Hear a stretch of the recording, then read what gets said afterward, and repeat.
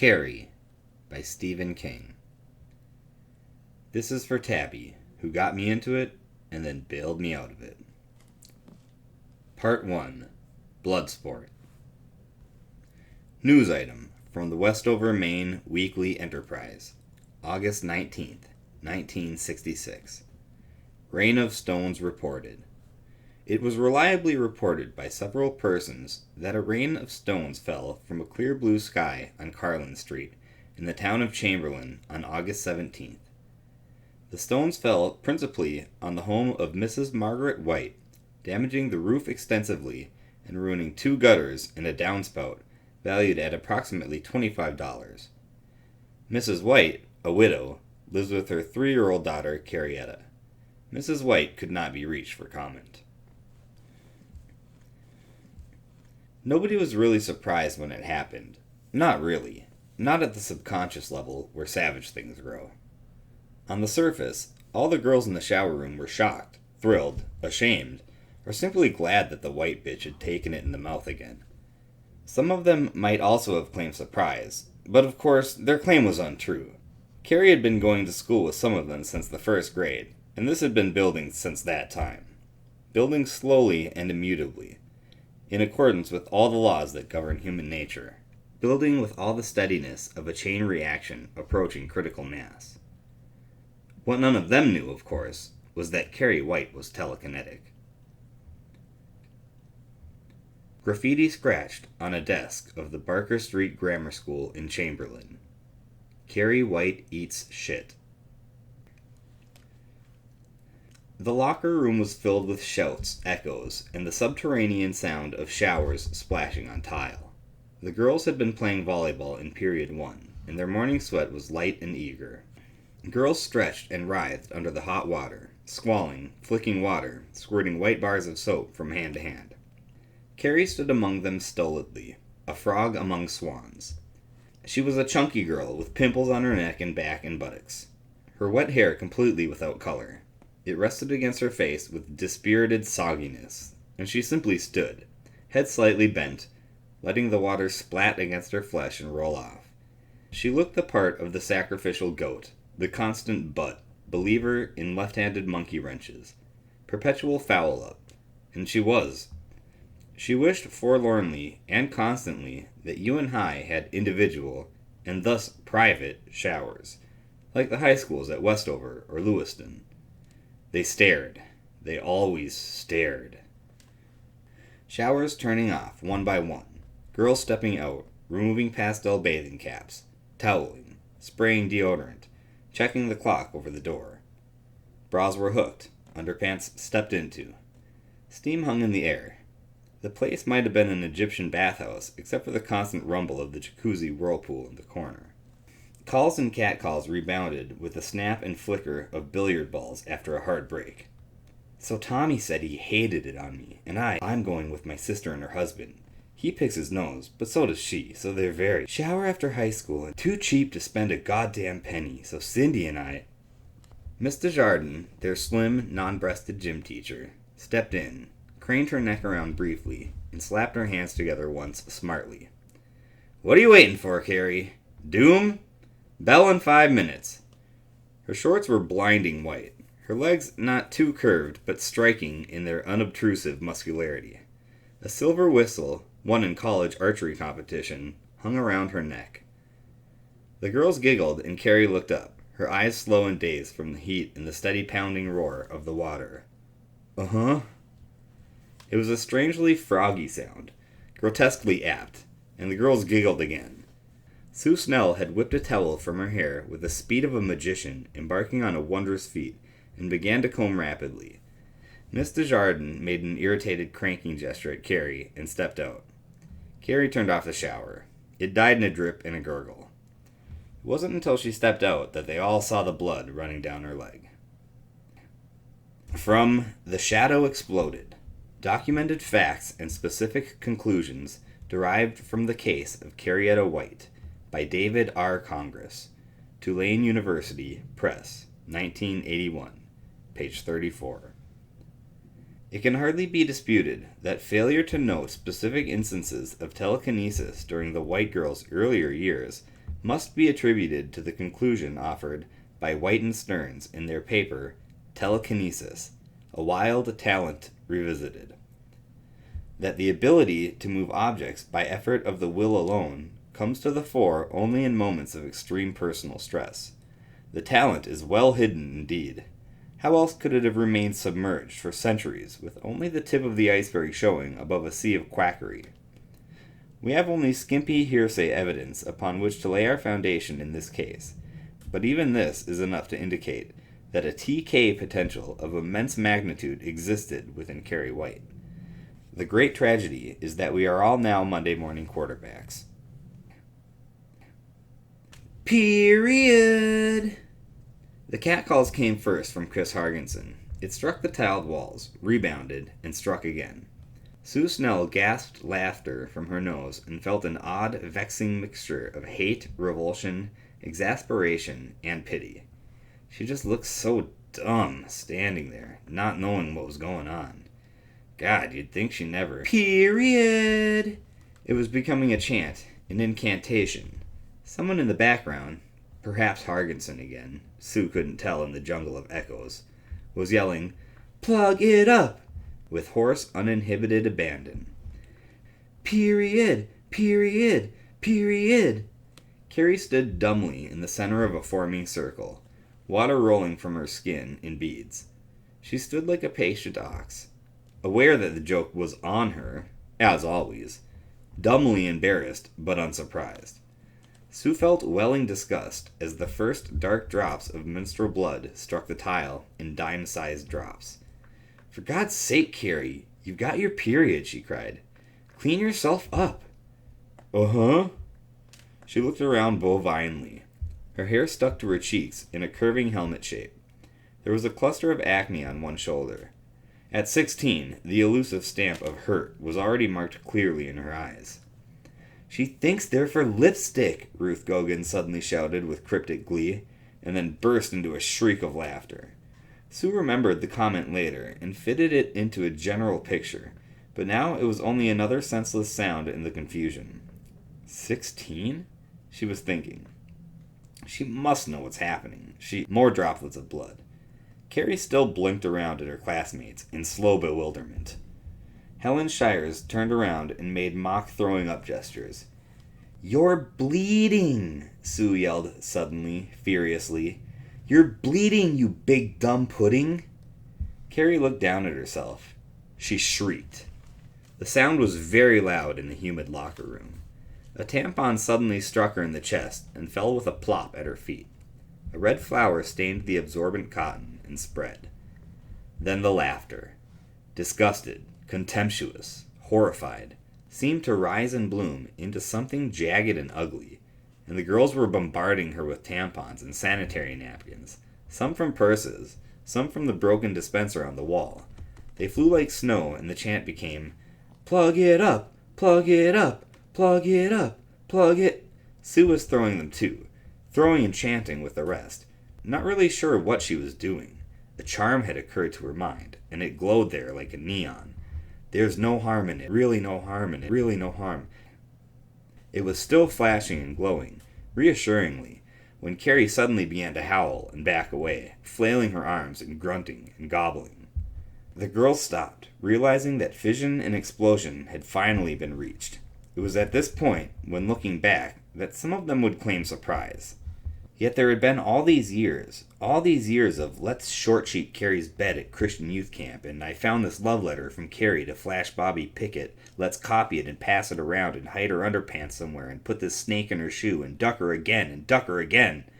Carrie tagging along stubbornly on biking trips, known one year as Puddin' and the next year as Truckface, always smelling sweaty, not able to catch up, catching poison ivy from urinating in the bushes, and everybody finding out, "Hey, scratch ass, your bum itch?" Billy Preston putting peanut butter in her hair the time she fell asleep in study hall, the pinches, the legs outstretched in school aisles to trip her up, the books knocked from her desk, the obscene postcards tucked into her purse. Carrie on the church picnic and kneeling down clumsily to pray, and the seam of her old madras skirt splitting along the zipper, like the sound of a huge wind breakage. Carrie always missing the ball, even in kickball, falling on her face in modern dance during the sophomore year and chipping a tooth, running into the net during volleyball, wearing stockings that were always running, or about to run, always showing sweat stains under the arms of her blouses. Even the time Chris Hargensen called up after school from the Kelly Fruit Company downtown and asked her if she knew that pig poop was spelled Carrie. Suddenly, all this and the critical mass was reached. The ultimate shit on, gross out, put down, long searched for, was found. Fission. She backed away, howling in the new silence, fat forearms crossing her face, a tampon stuck in the middle of her pubic hair. The girls watched her, their eyes shining solemnly. Carrie backed into the side of one of the 4 larger shower compartments and slowly collapsed into a sitting position. Slow, helpless groans jerked out of her. Her eyes rolled with wet whiteness, like the eyes of a hog in the slaughtering pen. Sue said slowly, hesitantly, "I think this must be the first time she ever..." That was when the door pumped open with a flat and hurried bang, and Miss Desjardins burst in to see what the matter was. From The Shadow Exploded, page 41. Both medical and psychological writers on the subject are in agreement that Carrie White's exceptionally late and traumatic commencement of the menstrual cycle might well have provided the trigger for her latent talent. It seems incredible that, as late as 1979, Carrie knew nothing of the mature woman's monthly cycle. It was nearly as incredible to believe that the girl's mother would permit her daughter to reach the age of nearly 17 without consulting a gynecologist concerning the daughter's failure to menstruate. Yet the facts are incontrovertible.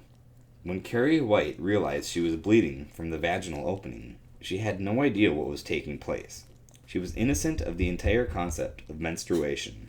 One of her surviving classmates, Ruth Gogan, tells of entering the girls' locker room at UN High School the year before the events we are concerned with and seeing Carrie using a tampon to blot her lipstick with. At the time, Miss Gogan said, "What the hell are you up to?" Miss White replied, "Isn't this right?" Miss Gogan then replied, Sure it is." Ruth Gogan let a number of her girlfriends in on this. She later told the interviewers she thought it was sort of cute. And if anyone tried in the future to inform Carrie of the true purpose of what she was using to make up with, she apparently dismissed the explanation as an attempt to pull her leg. This was a facet of her life that she had become exceedingly wary of. When the girls were gone to their period 2 classes, and the bell had been silenced, several of them had slipped quietly out the back door before Miss Desjardins could begin to take names. Miss Desjardins employed the standard tactic for hysterics. She slapped Carrie smartly across the face. She hardly would have admitted the pleasure the act gave her, and she certainly would have denied that she regarded Carrie as a fat, whiny bag of lard. A first-year teacher, she still believed that she thought all children were good. Carrie looked up at her dumbly, face still contorted and working. Miss Get up, Miss Desjardins said dispassionately. Get up and tend to yourself. "I'm bleeding to death!" Carrie screamed, and one blind, searching hand came up and clutched Miss Desjardins' white shorts. It left a bloody handprint. The gym teacher's face contorted into a pucker of disgust, and she suddenly hurled Carrie, stumbling to her feet. "Get over there!" Carrie stood swaying between the showers and the wall with its dime sanitary napkin dispenser, slumped over, breast pointing at the floor, her arms dangling limply. She looked like an ape. Her eyes were shiny and blank. "Now," Miss Desjardins said with hissing, deadly emphasis, "you take one of those napkins out. No, never mind the coin slot. It's broken anyway. Take one out and... Damn it, will you do it? You act as if you never had a period before." "Period?" Carrie said. Her expression of complete unbelief was too genuine, too full of dumb and hopeless horror, to be ignored or denied. A terrible and black foreknowledge grew in Rita Desjardins' mind. It was incredible. Could not be. She herself had begun menstruation shortly after her 11th birthday, and had gone to the head of the stairs to yell down excitedly, "Hey, Mum! I'm on the rag!" "Carrie," she said now. She advanced toward the girl. "Carrie." Carrie flinched away. At the same instant, a rack of softball bats in the corner fell over with a large echoing bang. They rolled every which way, making Desjardins jump. "Carrie, Is this your first period? But now that the thought had been admitted, she hardly had to ask. The blood was dark and flowing with terrible heaviness. Both of Carrie's legs were smeared and splattered with it, as though she had waded through a river of blood. "It hurts," Carrie groaned. "My stomach." "That passes," Miss Desjardins said. Pity and self-shame met in her, and mixed uneasily. "You have to, stop the flow of blood." There was a bright flash overhead, followed by a flash gun-like pop, as a light bulb sizzled and went out. Miss Desjardins cried out with surprise, and it occurred to her, the whole damn place is falling in, that this kind of thing had always seemed to happen around Carrie when she was upset, as if bad luck dogged her every step. The thought was gone almost as quickly as it had come. She took one of the sanitary napkins from the broken dispenser and unwrapped it. "Look," she said, "like this." From The Shadow Exploded, page 54. Carrie White's mother, Margaret White, gave birth to her daughter on September 21st, 1963, under circumstances which can only be termed bizarre. In fact, an overview of the Carrie White case leaves the careful student with one feeling ascendant over all others: that Carrie was the only issue of a family as odd as any that has ever been brought to popular attention. As noted earlier, Ralph White died in February of 1963 when a steel girder fell out of a carrying sling on a housing project in Portland. Mrs. White continued to live alone in their suburban Chamberlain bungalow. Due to the Whites' near fanatical fundamentalist religious beliefs, Mrs. White had no friends to see her through her period of bereavement. And when her labor began 7 months later, she was alone. At approximately 1:30 p.m. on September 21st, the neighbors on Carlin Street began to hear screams from the Whites' bungalow. The police, however, were not summoned to the scene until after 6 p.m. We are left with two unappetizing alternatives to explain this time lag. Either Mrs. White's neighbors on the streets did not wish to become involved in a police investigation, or dislike for her had become so strong that they deliberately adopted a wait-and-see attitude. Mrs. Georgia McLaughlin, the only one of the three remaining residents who were on the street at the time, and who would talk to me, said that she did not call the police because she thought the screams had something to do with Holy Roland. When the police did arrive at 6:22 p.m., the screams had become irregular.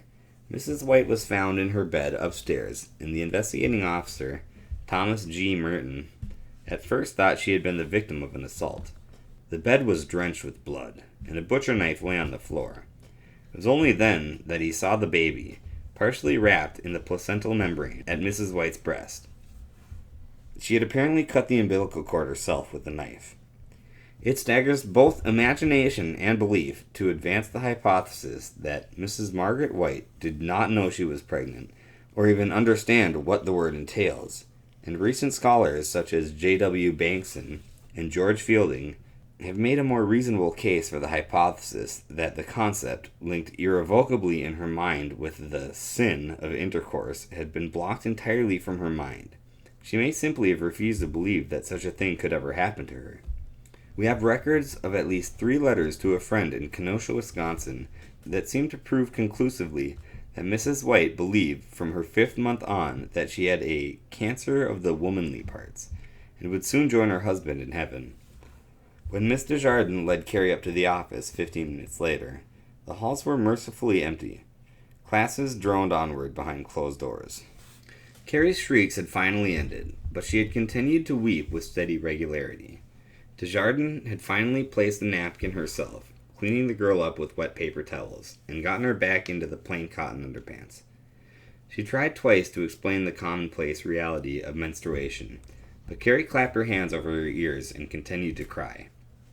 Mr. Morton, the assistant principal, was out of his office in a flash when they entered. Billy DeLewis and Henny Trennant, 2 boys waiting for the lecture due to them for cutting French 1, goggled around from their chairs. "Come in," Mr. Morton said briskly. "Come right in." He glared over Desjardins' shoulder at the boys, who were staring at the bloody handprint on her shorts. "What are you looking at?" "Blood," Henry said, and smiled with a kind of vacuous surprise. "2 detention periods," Morton snapped. He glanced down at the bloody handprint and blinked. He closed the door behind them and began pawing through the top drawer of his filing cabinet for a school accident form. Are you all right, Carrie? Desjardins supplied. Carrie White. Mr. Morton had finally located an accident form. There was a large coffee stain on it. You won't need that, Mr. Morton. I suppose it was the trampoline. I won't? No, but I think Carrie should be allowed to go home for the rest of the day. She had a rather frightening experience. Her eyes flashed a signal, which he caught, but could not interpret. Yes, okay, if you say so. Good, fine. Morton crumpled the form back into the filing cabinet, slammed it shut with his thumb in the drawer, and grunted. He rolled gracefully to the door, yanked it open, glared at Billy and Henry, and called, Miss Fish, could we have a dismissal slip here, please? Carrie Wright. White, said Miss Desjardins. White, Morton agreed. Billy DeLewis sniggered. Week's detention, Morton barked. A blood blister was forming under his thumbnail. Hurt like hell. Carrie's steady, monotonous weeping went on and on. Miss Fish brought the yellow dismissal slip, and Morton scrawled his initials on it with his silver pocket pencil, wincing at the pressure on his wounded thumb. Do you need a ride, Cassie? He asked. We can call a cab if you need one. She shook her head. He noticed with distaste that a large bubble of green mucus had formed at one nostril. Morton looked over her head and at Miss Desjardins. I'm sure she'll be all right, she said. Carrie only has to go over to Carlin Street. The fresh air will do her good. Morton gave the girl a yellow slip. You can go now, Cassie, he said magnanimously. That's not my name, she screamed suddenly. Morton recoiled, and Miss Desjardins jumped as if struck from behind. The heavy ceramic ashtray on Morton's desk, it was Rodin's Thinker, with his head turned into a receptacle for cigarette butts, suddenly toppled to the rug, as if to take cover from the force of her scream. Butts and flakes of Morton's pipe tobacco scattered on the pale green nylon rug. Now listen, Morton said, trying to muster sternness. I know you're upset, but that doesn't mean I'll stand for it. Please, Miss Desjardins said quietly. Morton blinked at her, and then nodded curtly. He tried to project the image of a lovable John Wayne figure while performing the disciplinary functions that were his main job as an assistant principal, but did not succeed very well.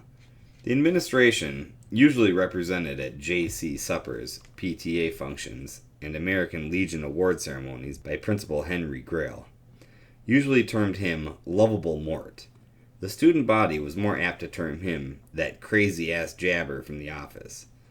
But as few students such as Billy DeLewis and Henry Tennant spoke at PTA functions or town meetings, the administration's view tended to carry the day.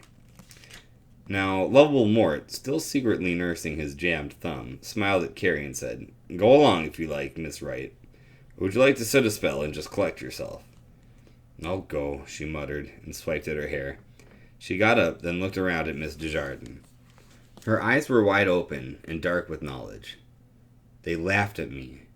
Through things. They've always laughed. Desjardins could only look at her helplessly. Carrie left. For a moment there was silence. Morton and Desjardins watched her go. Then, with an awkward throat-clearing sound, Mr. Morton hunkered down carefully and began to sweep together the debris from the fallen ashtray. What was that all about? She sighed and looked at the drying maroon handprint on her shorts with distaste. She got her period, her first period, in the shower. Morton cleared his throat again, and his cheeks went pink. The sheet of paper he was sweeping with moved even faster. Isn't she a bit, old for her first? Yes.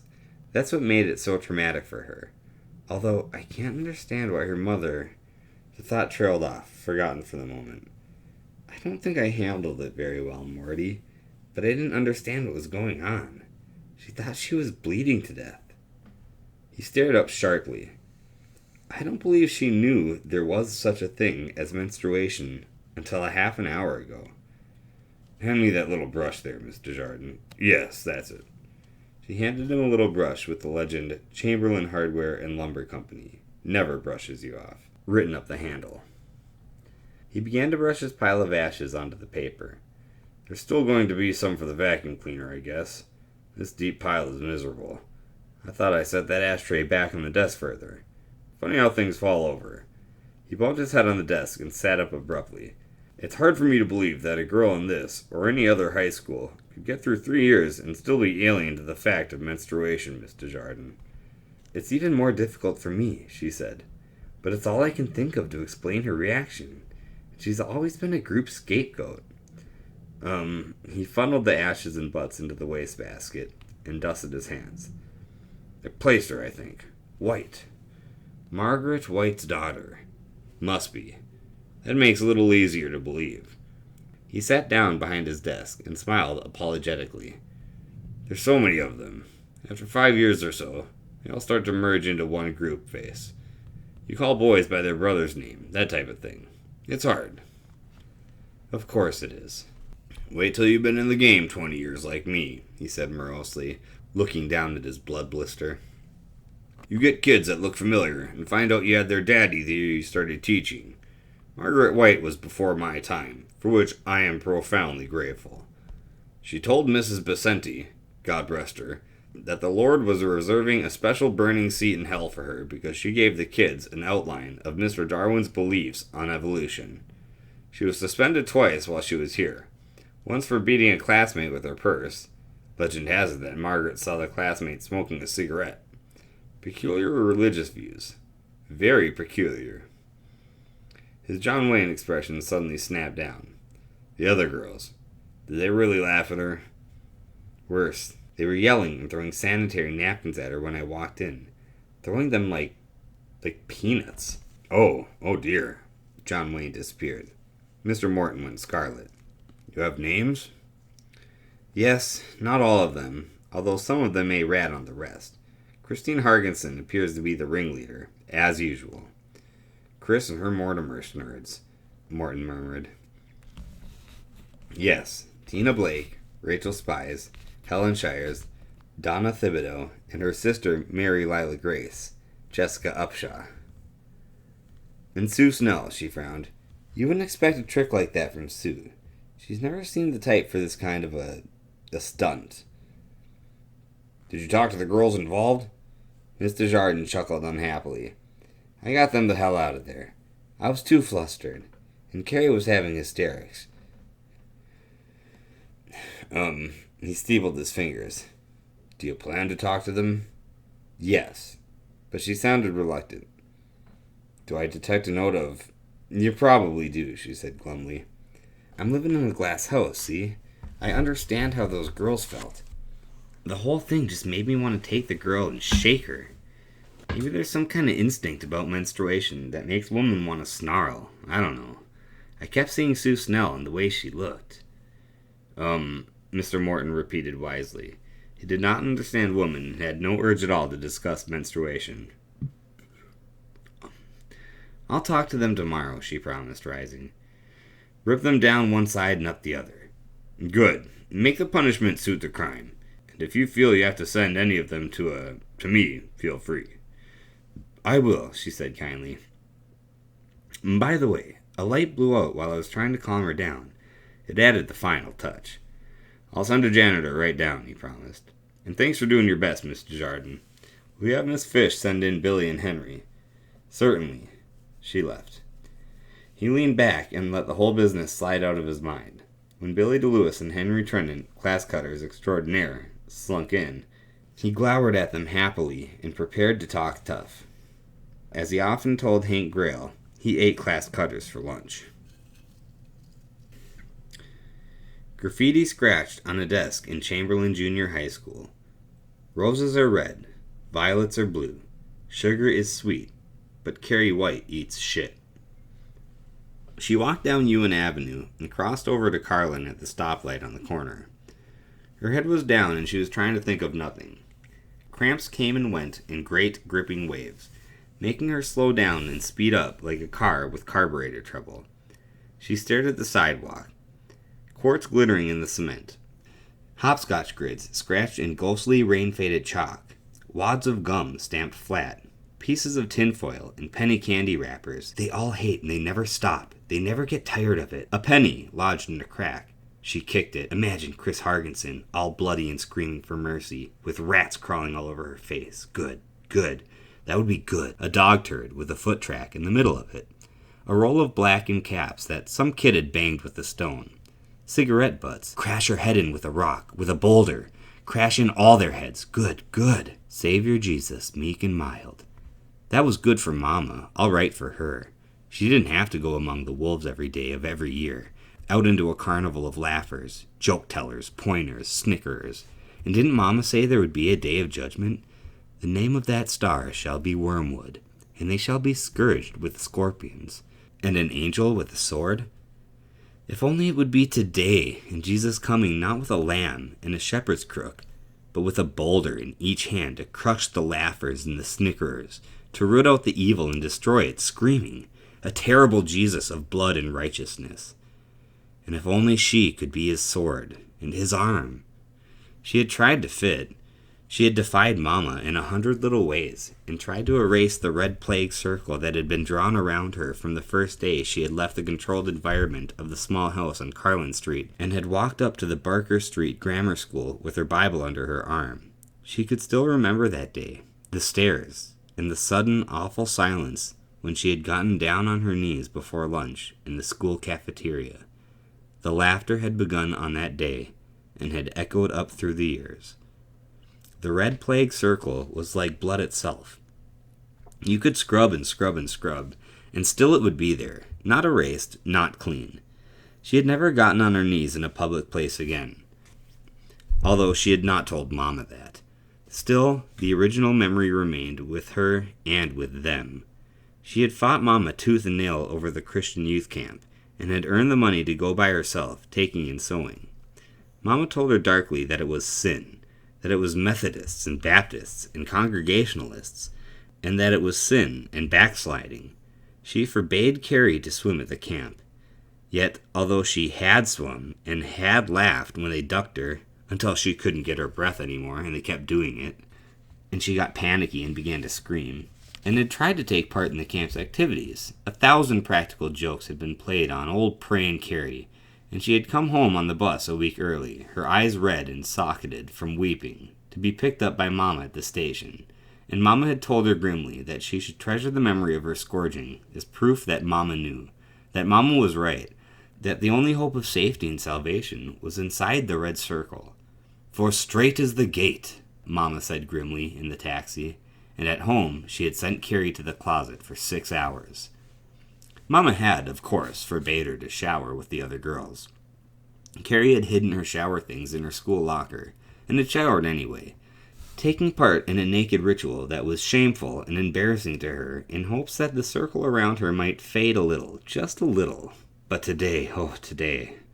Tommy Erbder, age 5, was biking up the other side of the street. He was a small, intense-looking boy on a 20-inch Schwinn with bright red training wheels. He was humming, "Scooby-Doo, where are you?" under his breath. He saw Carrie, brightened, and stuck out his tongue. "Hey, old fart face, old praying Carrie." Carrie glared at him with a sudden smoking rage. The bike wobbled on his training wheels and suddenly fell over. Tommy screamed. The bike was on top of him. Carrie smiled and walked on. The sound of Tommy's wails was sweet, jangling music in her ears. If only she could make something like that happen whenever she liked, just did. She stopped dead, 7 houses up from her own, staring blankly at nothing. Behind her, Tommy was climbing tearfully back onto his bike, nursing a scraped knee. He yelled something at her, but she ignored it. She had been yelled at by experts. She had been thinking, "Fall off that bike, kid. Push you off that bike and split your rotten head." And something had happened. Her mind had... She groped for a word. Had flexed. That was not just right, but it was very close. There had been a curious mental bending, almost like an elbow curling a dumbbell. That wasn't exactly right either, but it was all she could think of. An elbow with no strength, a weak baby muscle. Flex. She suddenly stared fiercely at Mrs. Urati's big picture window. She thought, "Stupid frumpy old bitch, break that window." Nothing. Miss Urati's picture window glittered serenely in the fresh 9 o'clock glow of morning. Another cramp gripped Carrie's belly, and she walked on. But the light. And the ashtray. Don't forget the ashtray. She looked back. Old bitch hates my mama. Over her shoulder. Again, it seemed that something flexed, but very weakly. The flow of her thoughts shuddered, as if there had been a sudden bubbling from a wellspring deeper inside. The picture window seemed to ripple. Nothing more. It could have been her eyes. Could have been. Her head began to feel tired and fuzzy, and it throbbed with the beginning of a headache. Her eyes were hot, as if she had just sat down and read the book of Revelation straight through. She continued to walk down the street toward the small white house with the blue shutters. The familiar hate-love-dread feeling was churning inside of her. Ivy had crawled up the west side of the bungalow. They always called it the bungalow because the White House sounded like a political joke, and Mama said all politicians were crooks and sinners, and would eventually give the country over to the godless Reds, who would put all the believers of Jesus, even the Catholics, up against the wall. And the ivy was picturesque. She knew it, but sometimes she hated it. Sometimes, like now, the ivy looked like a grotesque giant hand, ridged with great veins, which had sprung up out of the ground to grip the building. She approached it with dragging feet. Of course, there had been the stones. She stopped again, blinking vapidly at the day. The stones. Mama never talked about that. Carrie didn't even know if her mama still remembered the day of the stones. It was surprising that she herself still remembered it. She had been a very little girl then. How old? 3? 4? There had been that girl in the white bathing suit, and then the stones came, and things had flown in the house. Here the memory was, suddenly bright and clear, as if it had been here all along, just below the surface, waiting for a kind of mental puberty. Waiting, maybe, for today. From Carrie, The Black Dawn of TK, Esquire Magazine, September 12th, 1980, by Jack Gaver. Estelle Horan has lived in the neat San Diego suburb of Parrish for 12 years, and outwardly she is typical Miss California. She wears bright print shifts and smoked amber sunglasses. Her hair is black streaked blonde. She drives a neat maroon Volkswagen Formula V with a smile decal on the gas cap, and a green flag ecology sticker on the back window. Her husband is an executive at the Parrish branch of the Bank of America. Her son and daughter are certified members of the Southern California Sun and Fun crowd, burnished brown beach creatures. There is a hibachi in the small, beautifully kept backyard, and the door chimes play a tinkly phrase from the refrain of Hey Jude. But Miss Horan still carries the thin, difficult soil of New England somewhere inside her, and when she talks of Carrie White, her face takes an odd, pinched look that is more like Lovecraft out of Arkham than Kerouac out of Southern Cal. Of course she was strange, Estelle Horan tells me, lighting a second Virginia Slim a moment after stubbing out her first. The whole family was strange. Ralph was a construction worker, and people on the street said he carried a Bible and a .38 revolver to work with him every day. The Bible was for his coffee break and lunch. The .38 was in case he met the Antichrist on the job. I can remember the Bible myself. The revolver? Who knows? He was a big olive-skinned man, with his hair always shaved into a flat-top crew cut. He always looked mean, and you didn't meet his eyes, not ever. They were so intense they actually seemed to glow. When you saw him coming, you crossed the street, and you never stuck your tongue at his back, not ever. That's how spooky he was. She pauses, puffing clouds of cigarette smoke toward the pseudo-redwood beams that cross the ceiling. Stella Horan lived on Carlin Street until she was 20, commuting to day classes at Lewin Business College in Monton, but she remembers the incident of the stones very clearly. There are times, she says, when I wonder if I might have caused it. Their backyard was next to ours, and Mrs. White had put in a hedge, but it hadn't grown out yet. She'd called my mother dozens of times about the show I was putting on in my backyard. Well, my bathing suit was perfectly decent, prudish by today's standards, nothing but a plain old one-piece Jansen. Mrs. White used to go on and on about what a scandal it was for her baby. My mother, well, she tries to be polite, but her temper is so quick. I don't know what Margaret White said to finally push her over the edge. Called me the whore Babylon, I suppose. But my mother told her our yard was our yard, and I'd go out and dance the hoochie coochie buck naked if that was her pleasure and mine. She also told her that she was a dirty old woman with a can of worms for a mind. There was a lot more shouting, but that was the upshot of it. I wanted to stop sunbathing right then. I hate trouble. It upsets my stomach. But Mom, when she gets a case, she's a terror. She came home from Jordan Marsh with a little white bikini. Told me I might as well get all the sun I could. After all, she said, the privacy of our own backyard and all. Stella Horn smiles a little at the memory and crushes out her cigarette. I tried to argue with her. Tell her I didn't want any more trouble. Didn't want to be a pawn in their back fence war. Didn't do a bit of good. Trying to stop my mom when she gets a bee in her head is like trying to stop a Mack truck going downhill with no brakes. Actually, there was more to it. I was scared of the Whites. Real religious nuts are nothing to fool with. Sure, Ralph White was dead, but what if Margaret still had that .38 around? But there I was, on Saturday afternoon, spread out on a blanket in the backyard, covered with suntan lotion, and listening to Top 40 on the radio. Mom hated that stuff, and usually she'd yell out at least twice for me to turn it down before she went nuts. But that day she turned it up twice herself. I started to feel like the whore of Babylon myself. But nobody came out of the White's place. Not even the old lady to hang her wash. That's something else. She never hung any undies on the back line. Not even Carrie's, and she was only 3 back then.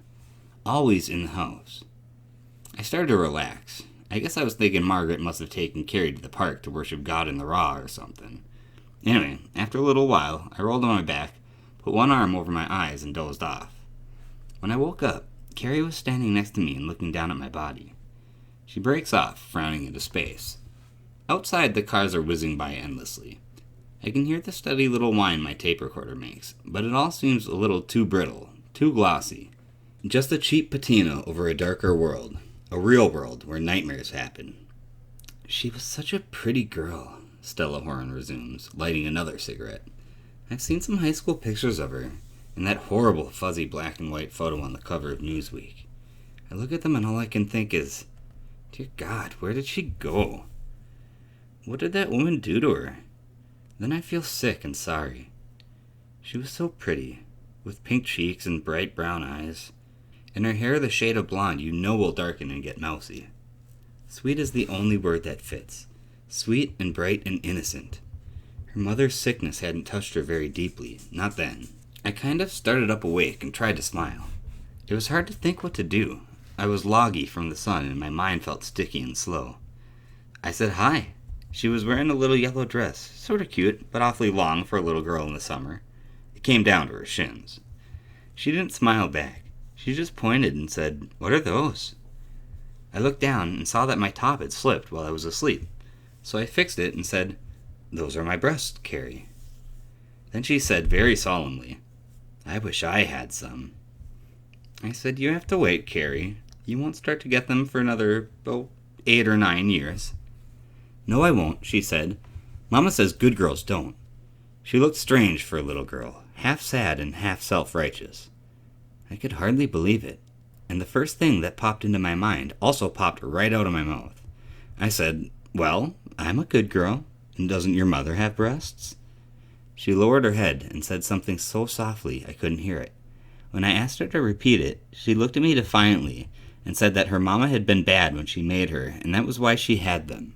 She called them dirty pillows, as if it was all one word. I couldn't believe it. I was just dumbfounded. There was nothing at all I could think to say. We just stared at each other, and what I wanted to do was grab that sad little scrap of a girl and run away with her. And that was when Margaret White came out of her back door and saw us. For a minute she just goggled, as if she couldn't believe it. Then she opened her mouth and whooped. That was the ugliest sound I ever heard in my life. It was like the noise of a bull alligator would make in a swamp. She just whooped. Rage, complete, instant rage. Her face went just as red as the side of a fire truck, and she curled her hands into fists and whooped at the sky. She was shaking all over. I thought she was having a stroke. Her face was all scrunched up, and it was a gargoyle's face. I thought Carrie was going to faint or die on the spot. She sucked in all her breath, and that little face went a cottage cheesy color. Her mother yelled, "Carrie!" I jumped up and yelled back, "Don't you yell at her that way. You ought to be ashamed. Something stupid like that." I don't remember. Carrie started to go back, and then she stopped, and then she started again. And just before she crossed over from our lawn to theirs, she looked back at me, and there was a look Oh, dreadful. I can't say it. Wanting and hating and fearing and misery, as if life itself had fallen on her like stones, all at the age of 3. My mother came out on the back stoop, and her face just crumpled when she saw the child. And Margaret. Oh, she was screaming things about sluts and strumpets and the sins of the father being visited even unto the 7th generation. My tongue felt like a little dried up plant. For just a second, Carrie stood swaying back and forth between the 2 yards. And then Margaret White looked upward, and I swear, sweet Jesus, that woman bayed at the sky. And then she started to hurt herself, scourge herself. She was clawing at her neck and cheeks, making red marks and scratches. She tore her dress. Carrie screamed out, "Mama!" and ran to her. Mrs. White kind of squatted like a frog, and her arms swooped wide open. I thought she was going to crush her, and I screamed. The woman was grinning and drooling right down her chin. I was sick. Jesus, I was so sick. She gathered her up and they went in. I turned off my radio and I could hear her. Some of the words, but not all. You didn't have to hear all the words to know what was going on. Praying and sobbing and screeching. Crazy sounds. And Margaret telling the little girl to get herself into her closet and pray. The little girl crying and screaming that she was sorry, she forgot. Then nothing. And my mother and I just looked at each other. I never saw Mom look so bad. Not even when Dad died. She said, "That child." And that was all. We went inside. She gets up and goes to the window. A pretty woman in a yellow no-back sundress. "It's almost like living it all over again, you know?" she says, not turning around. I'm all riled up inside again. She laughs a little and craters her elbow in her palms. She was so pretty. You'd never know from those pictures. Cars go by outside, back and forth, and I sit and wait for her to go on. She reminds me of a pole vaulter, eyeing the bar and wondering if it's set too high. My mother brewed a Scotch tea, strong, with milk, the way she used to when I was tomboying around and someone would push me in the nettle patch or I'd fall off my bicycle. It was awful, but we drank it anyways, sitting across from each other in the kitchen nook. She was in some old house dress with the hem falling down in the back, and I was in my Whore of Babylon 2-piece swimsuit. I wanted to cry, but it was too real to cry about, not like the movies. Once when I was in New York, I saw an old drunk leading a little girl in a blue dress by the hand. The girl had cried herself into a bloody nose. The drunk had goiter, and his neck looked like an inner tube. There was a red bump in the middle of his forehead, and a long white string on the blue serge jacket he was wearing. Everyone kept going and coming, because if you did, then pretty soon you wouldn't see them anymore. That was real too. I wanted to tell my mother that, and I was just opening my mouth to say it when the other thing happened. The thing you want to hear about, I guess. There was a big thump outside that made the glass rattle in the china cabinet. It was a feeling as well as a sound, thick and solid, as if someone had just pushed an iron safe off the roof. She lights a new cigarette and begins to puff rapidly. I went to the window and looked out, but I couldn't see anything. Then, when I was getting ready to turn around, something else fell. The sun glittered on it. I thought it was a big glass globe for a second. Then it hit the edge of the White's roof and shattered, and it wasn't glass at all. It was a big chunk of ice. I was going to turn around and tell Mom, and that's when they started to fall all at once, in a shower. They were falling on the White's roof, on the back and front lawn, on the outside door to their cellar. That was the sheet tin bulkhead, and when the first one hit, it made a huge bong noise, like a church bell. My mother and I both screamed. We were clutching each other like a couple of girls in a thunderstorm. Then it stopped. There was no sound at all from their house. You could see the water from the melting ice trickling down their slate shingles in the sunshine. A great big hunk of ice was stuck in the angle of the roof in their little chimney. The light on it was so bright that my eyes hurt to look at it. My mother started to ask me if it was over, and then Margaret screamed. The sound came to us very clearly. In a way, it was worse than before, because there was terror in this one. Then there were clanging, banging sounds, as if she was throwing every pot and pan in the house at the girl. The back door slammed open and slammed closed. No one came out. More screams. Mom said for me to call the police, but I couldn't move. I was stuck to the spot. Mr. Kirk and his wife Virginia came out on their back lawn to look. The Smiths, too. Pretty soon everyone on the street that was home had come out. Even old Mrs. Warnock from up the block, and she was deaf in one ear. Things started to crash and tinkle and break. Bottles, glasses, I don't know what all. And then the side window broke open, and the kitchen table fell halfway through. With God as my witness, it was a big mahogany thing, and it took the screen with it, and it must have weighed 300 pounds. How could a woman, even a big woman, throw that? I ask her if she's implying something. I'm only telling you, she insists, suddenly distraught. I'm not asking you to believe.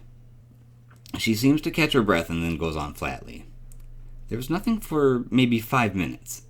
Water was dripping out of the gutters over there, and there was ice all over the White's lawn. It was melting fast. She gives a short, chopping laugh and butts out her cigarette. Why not? It was August. She wanders aimlessly back towards the sofa, then veers away. Then the stones, right out of the blue, blue sky, whistling and screaming like bombs. My mother cried out, "What in the name of God?" and put her hands over her head, but I couldn't move. I watched it all, and I couldn't move. It didn't matter anyway. They only fell on the White's property. One of them hit a downspout and knocked it into the lawn. Others punched holes right through the roof and into the attic. The roof made a big cracking sound each time one hit, and puffs of dust would squirt up. The ones that hit the ground made everything vibrate. You could feel them hitting your feet. Our china was tinkling, and the fancy Welsh dresser was shaking, and Mom's teacup fell on the floor and broke. They made big pits in the White's back lawn when they struck. Craters. Mrs. White hired a junk man from across town to cart them away, and Jerry Smith from up the street paid him $1 to let him chip a piece off one. He took it to BU, and they looked at it and said it was ordinary granite. One of the last ones hit a little table they had in their backyard and smashed it to pieces. But nothing that wasn't on their property was hit. She stops and turns from the window to look at me, and her face is haggard from remembering all that. One hand plays forgetfully with her casually stylish shag haircut. Not much of it got into the local paper. By the time Billy Harris came around, he reported the Chamberlain News. She had already gotten the roof fixed, and when people told him the stones had gone right through it, I think he thought we were all pulling his leg. Nobody wants to believe it, not even now. You and all the people who will read what you write will wish they could laugh it off and call me just another nut who's been out here in the sun too long. But it happened. There were lots of people on the block who saw it happen, and it was just as real as that drunk leading the little girl with a bloody nose. And now there's this other thing. No one can laugh that off either. Too many people are dead. And it's not just on the White's property anymore. She smiles, but there's not a drop of humor in it. She says, Ralph White was insured, and Margaret got a lot of money when he died. Double indemnity. He left the house insured too, but she never got a penny of that. The damage was caused by an act of God. Poetic justice, huh? She laughs a little, but there's no humor in that either.